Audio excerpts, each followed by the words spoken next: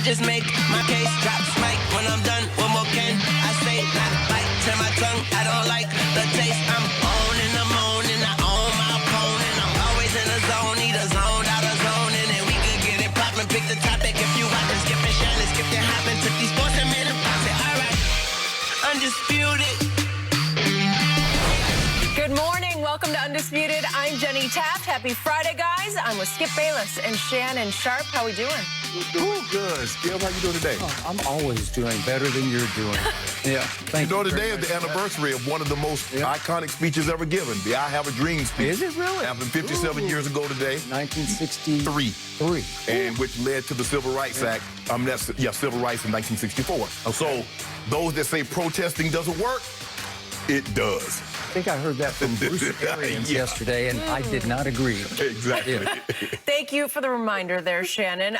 Guys, it has been a busy couple days in the NBA. Let's catch up on everything that took place yesterday. After the remainder of the NBA season was nearly lost to protest, players agreed it was in their best interest to finish out the playoffs. The league released a statement saying, quote, "We are hopeful to resume games either Friday or Saturday." LeBron also changed his tune from pushing to cancel the season Wednesday night to yesterday siding with the majority of the players who wanted to play. Shannon, what do you make of LeBron's change of heart here?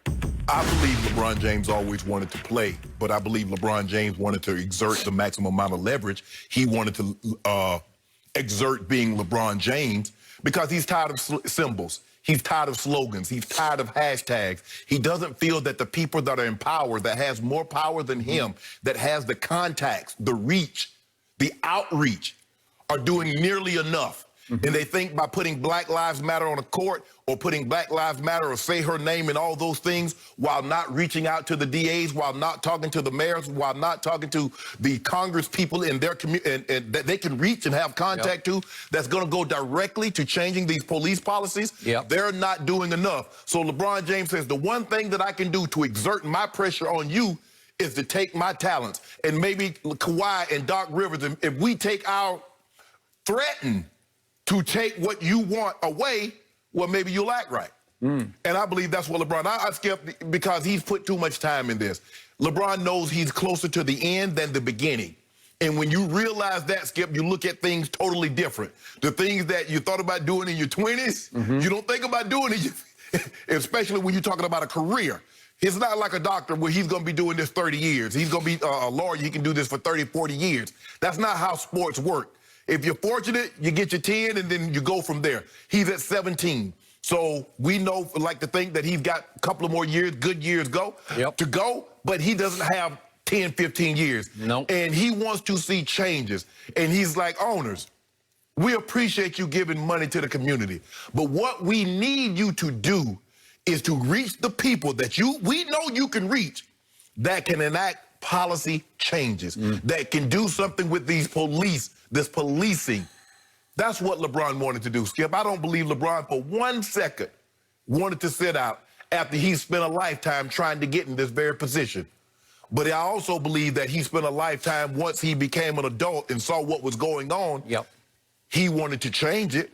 And he felt the only way that he knew about going to change or exerting the force to get people that can actually change it was to threaten to withhold a service.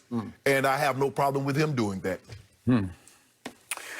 Okay, I hear everything you just said, but I saw this situation unfold a little differently than you did. Step back for a second and think about this with me. I believe that LeBron James just got George Hilled for the second time in his career. I believe that something that George Hill did this time, as he did at the free throw line back in, remember, 2018 Game 1 at Golden State? I believe that, once again, George Hill prompted LeBron to become extremely frustrated and to throw a fit, and you could argue to even pout, or at least go into a shell for a while. And let's unfold and unpack what just happened.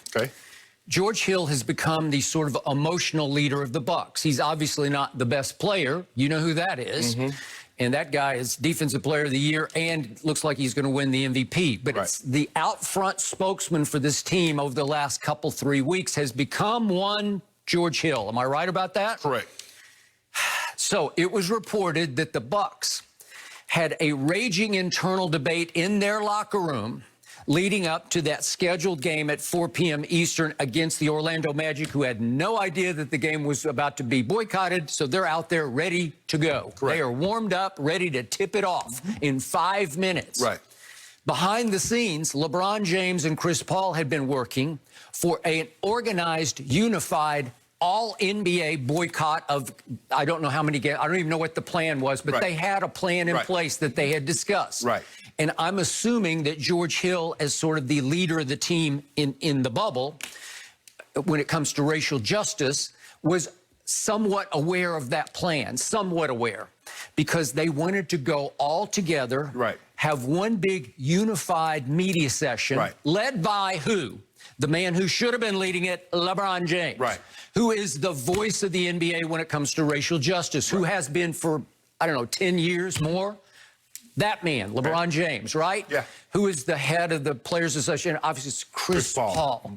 Those two, I believe, had planned to have a huge media conference in which both in person in the bubble and virtually they talked to America about what their goals were, what their specific details were, that they want this, and that to happen.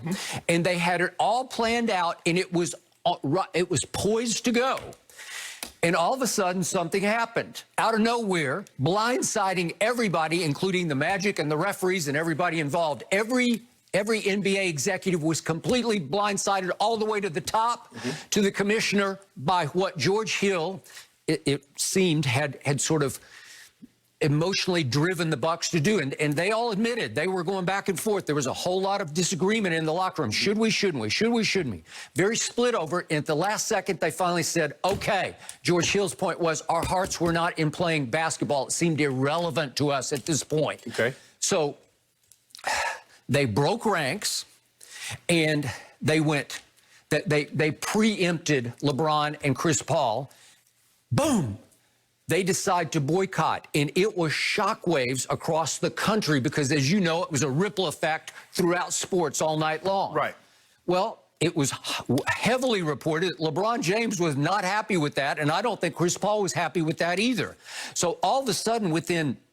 Yeah, because I think the thing is, Skip, the one thing that you want to do in a situation like this is that you want to seem like you're united. Unified. You want to put on a united front. You better. So when people start coming, there's no way they can penetrate the fortress. I got to tell you, I did, as much as I respect George Hill, once upon a time, San Antonio Spur, I don't want to hear George Hill speak about this. I want to hear LeBron, and I want to hear Chris Paul.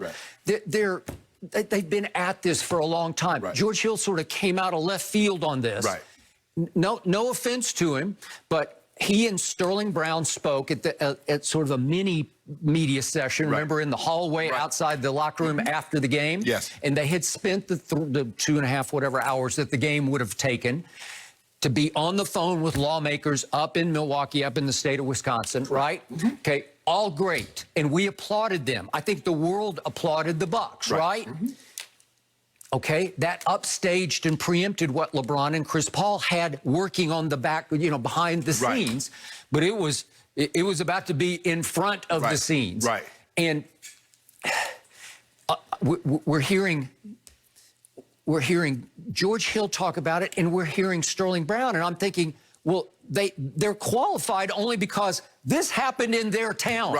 Kenosha is virtually a suburb of Milwaukee. Sterling Brown qualified because they went a step further than him. He was the victim of police brutality. Absolutely. When was that? I wrote this down. It was in it was January 26th of 2018 at 2 o'clock in the morning. It was the south side of Milwaukee. He pulls up in a Walgreens parking lot and parked across the handicap spaces because obviously there weren't many cars, and he wanted to run in and run out. And a police car happened to be sort of driving by and came over and confronted him. You're parked in the handicap. And then all of a sudden backup is called, and before you know it, he has been tackled and he has been tased. And several of the officers were somehow punished. I don't know what their punishment was, but they were reprimanded publicly for inappropriate action. Right. Okay. So he had firsthand experience in the city of Milwaukee. Correct. That was obviously almost like a precursor to what happened in Kenosha. Okay, so are they both qualified? Yes, Yeah. they're qualified. Their team is qualified. But it was, again, widely reported that LeBron was very upset with this. And then he and Chris Paul go to this meeting, which was 8 o'clock Eastern on Wednesday night. And it was, according to everybody, it was chaotic. Everybody has an opinion. A lot of players were upset with the Bucks. Then a lot of players said, no, leave them alone. They did a great thing. Right. Jaylen Brown was defending them. Doc Rivers is speaking. Other coaches are speaking. It's madness for a while. Well, that's what happens, Skip, when you're not unified. You're not unified. When you get one group splinters off, right. And then there's other you have to take into account. There are other people in this thing also. So LeBron got, again, I wasn't there, but I'm reading all the reports. He got increasingly frustrated in what became a 2.5-hour meeting. Right. And he became at wit's end at the end of the night and heard no specific plan. It's like it was derailed. Exactly. It was completely off the tracks. Okay, yeah, we boycott a game, now what? Okay. So at the end, he finally says, you know what? I can't take this anymore. I am out of here. And he walks out, and a number of I don't know if all of his teammates followed him, but a number did. And then a number of the Clippers walk out.